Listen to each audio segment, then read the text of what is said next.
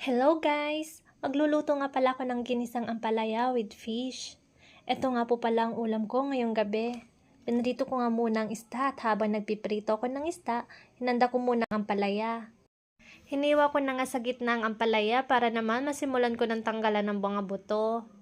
Kita nyo naman, kutsara na ang pinantanggal ko ng buto para naman pati ang paet tanggal na rin. Pagkatapos kong ang tanggalan ng mga buto, inumpisahan ko na rin gayatin ng medyo maninipis ang ampalaya. Maninipis lang pala ang gayat ko para mas mabilis po siyang maluto.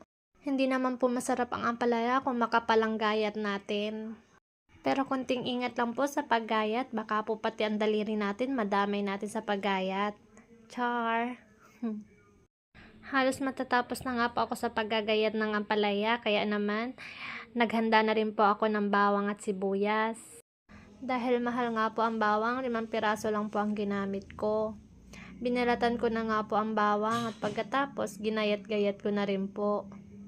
Sinunod ko na nga po ang sibuyas. Masyado nga po malaki ang sibuyas kaya naman hinati ko na lang po sa gitna. Pagkatapos ko nga pong balatan ng sibuyas, ginayat-gayat ko na rin po siya.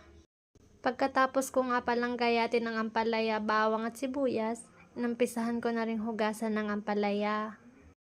Natapos ko na ang hugasan ng ampalaya pero hindi pa rin tapos ang piniprito kong isda. Kaya naman, nagsaing muna ako.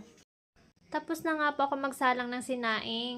Sa wakas, naluto na rin po ang piniprito kong isda. Kaya naman, inumpisahan ko na rin po siyang himayin.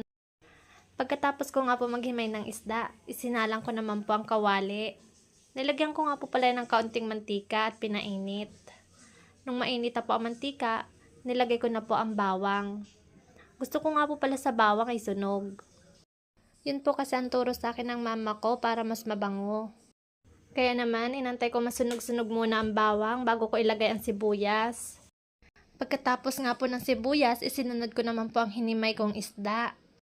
Kaya nga po pala isda ang nilagay ko sa ampalaya kasi mas gusto ko po ang isda kaysa po sa itlog. Pagkatapos ko nga pong ilagay ang isda, nilagyan ko naman po ng kaunting toyo. Para naman po mas malasa ang ating ginisang ampalaya. Pagkatapos ko nga pong lagyan ng toyo, nilagay ko na po ang ampalaya, tsaka ko po nang hinalo ng kaunti. Pagkatapos ko pong haluin, tsaka ko naman po siya tinakluban. Pagkatapos nga po ng ilang segundo, binuksan ko nga po ulit ang aking ginisang ampalaya at nilagyan ko ng pepper.